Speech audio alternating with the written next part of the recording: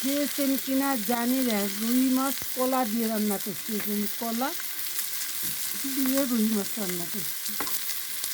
সবসময় তো আলু দিয়ে খাই, কিন্তু আমি আজ রুই মাছ কলা দিয়ে রান্না করবো। রুই মাছগুলো আমি একটু ভাজে নিচ্ছি। সব মাছ একটু ভাজে নিলে ভালো হয়।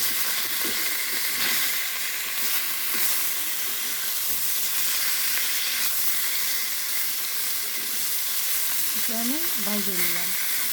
এখন কলাগুলো আমি কষিয়ে নিব। রুই মাছটা ভাজা হয়ে গেল।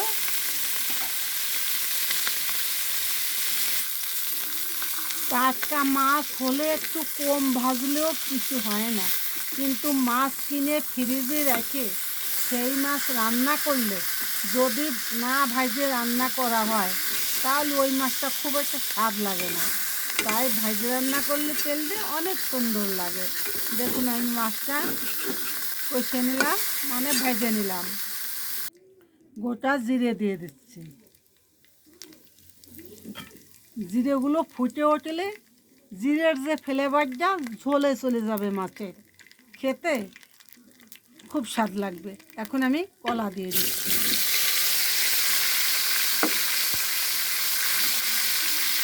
দিয়ে দিচ্ছি আমি কিছুটা টমেটো, মরিচ দিচ্ছি, আমি হলুদ দিচ্ছি, আমি লবণ। এই দিয়ে আমি কলাটা একটু কষে নেব। কলাটা আমি কষে নিচ্ছি। এখন আমি একটু জল দিয়ে দিলাম। দিয়ে দিচ্ছি আমি মাছ। ঝোলটা ফুটে উঠেছে, এখন মাছটা দিয়ে দিলাম। খুব ভালো লাগবে। কাঁচা জলে মাছ দিলে খুব ভালো লাগে না, যে মাছ দিয়ে দিচ্ছি। দিয়ে দিচ্ছি কিছুটা সজের গুঁড়ি। সজের গুঁড়ি চেনেন কিনা জানি না বন্ধুরা, আমি অন্য একদিন দেখাবো। কারি মশলা আমি দেখাইছি। আমি সবিতা কুকিং হাউস থেকে জানাচ্ছি অনেক অনেক ভালোবাসা। যদি আমার ভিডিওটা ভালো লাগে আমাকে লাইক কমেন্ট শেয়ার দিতে ভুলবেন না। ধন্যবাদ।